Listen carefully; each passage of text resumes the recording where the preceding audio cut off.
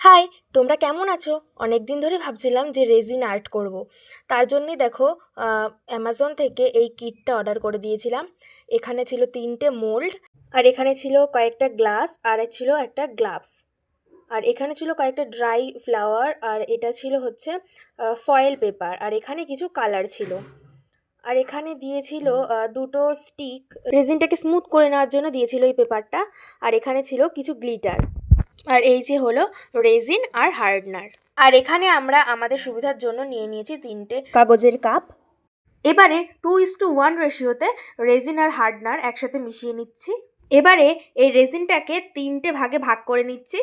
যেহেতু 3 রকমের কালার করব, এটাতে দিয়ে দিলাম একটা কালার। এবারে এটাকে ভালো করে মিক্স করে নিলাম, আর এবারে এটাই দিয়ে দিয়েছি একটু ইয়েলো কালারের গ্লিটার।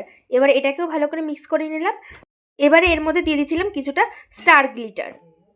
এইবারে মোল্ডের মধ্যে রেজিনটা ঢেলে দিচ্ছি। এটা কিন্তু বেগুনি কালার, কিন্তু এখানে একটু নীল নীল কালার লাগছে।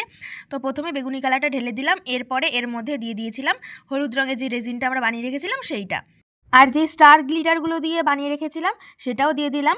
এবারে একটা স্টিকের সাহায্যে এটাকে একটু ডিজাইন করে নিচ্ছি। এবারে এর ওপর দিয়ে ছড়িয়ে দিচ্ছি কিছুটা নীল রঙের গ্লিটার। তো তোমাদের এই ডিজাইনটা কেমন লাগলো অবশ্যই কমেন্ট করে জানাবে। এরপরে 24 ঘন্টা পর এটাকে আমরা দেখব। 24 ঘন্টা লাগেনি, তার আগেই এটা তৈরি হয়ে গেছিলো। তো দেখো, এটাকে আমি মোল্ড থেকে উঠিয়ে নিচ্ছি। কত সুন্দর হয়েছে দেখো। তোমাদের এই ভিডিওটা কেমন লাগলো অবশ্যই কমেন্ট করে জানাবে। ভিডিওটা ভালো লাগলে অবশ্যই লাইক, কমেন্ট এবং সাবস্ক্রাইব করে দেবে। আজকের জন্য এই পর্যন্ত, দেখা হবে অন্য একটা ভিডিওতে। ধন্যবাদ।